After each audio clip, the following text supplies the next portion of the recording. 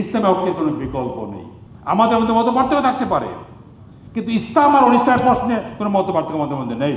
সমাজের নেতৃত্ব, জাতির নেতৃত্ব, রাজনৈতিক কর্তৃত্ব আলেমদের হাতে, ধর্মীয় লোকদের হাতে, ইসলামীদের হাতে আনার ব্যবস্থা করা, এটা হচ্ছে মূল সমস্যা সমাধানের পথ। আর কোনো পথ নাই। দাবি করা যাবে যে সমস্যার পুরো সমাধান হবে না। আমরা মূলত চাই এই শিক্ষা ব্যবস্থার সব ব্যবস্থাকে ইসলামের আদর্শ আলোকে পুনর্গঠন করার জন্য। এর জন্য প্রয়োজন হচ্ছে ইসলামী নেতৃত্ব সমাজে রাষ্ট্রের দায়িত্বে বসতে হবে। অনুরোধের কোনো বিষয় নয়, দয়ার কোনো বিষয় নয়, চাপের কোনো বিষয় নয়। এটা মুসলমান হিসেবে আমার দায়িত্ব। এই জন্য আজকে আমাদের চিন্তা করতে হবে যে সুযোগ আসছে, আগামী 6 মাস পর নির্বাচন, ঐক্যবদ্ধ হয়ে ওলামায়ে কেরামকে, ইসলামী দলগুলোকে ঐক্যবদ্ধ হয়ে লড়াই করতে হবে, যাতে সমাজ নেতৃত্ব এবং রাজনৈতিক কর্তৃত্ব অর্জন করতে পারে। এটা না করলে কিন্তু দাবির সাধনে করতে হবে, আন্দোলন করবেন, আবার দাবি করতে হবে, দাবি শেষ হবে না।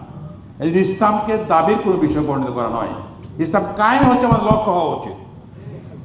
একদিন না পারলে আমাদের কায়েমের ব্যবস্থা করতে হবে। আর এর প্রাথমিক ব্যবস্থা হচ্ছে নির্বাচনে ঐক্যবদ্ধ লড়াই করে সেখানে জিতার ব্যবস্থা করা। জিততে না বললেও এমন আসন পাওয়ার ব্যবস্থা করে যাতে করে আমাদের কথাকে গুরুত্ব দিতে ক্ষমতাসীন বাধ্য হয়। এই জন্য আমরা স্পষ্ট মনে করি আগামী 6 মাস পরে নির্বাচন হবে। এই নির্বাচনে ওলামায়ে কেরাম, দিনদার লোকেরা ঐক্যবদ্ধ লড়াই করবেন। এখানে যারা ফাটল ধরাবে, যারা ওলামায়ে কেরাম বিভ্রান্ত করার চেষ্টা করবে, ইসলাম ঐক্যের বিরুদ্ধে কাজ করবে, তরুণদের প্রতি আবেদন হচ্ছে আপনারা তাদের বিরুদ্ধে রুখে দাঁড়াবেন। কারণ ওলামায়ে কেরামকে ঐক্যবদ্ধ রাখতে পারলে আমাদের সেকুলার পন্থীদের সাম্রাজ্যবাদের চক্রান্তি হচ্ছে ওলামায়ে কেরামদের বিভেদ তৈরি করা, একে অন্যের বিরুদ্ধে সংঘাত লাগিয়ে দেওয়ার ব্যবস্থা করা, বারবার করা হয়েছে, সর্বযোগে করা হয়েছে। আমরা এটা করতে দিতে পারি না।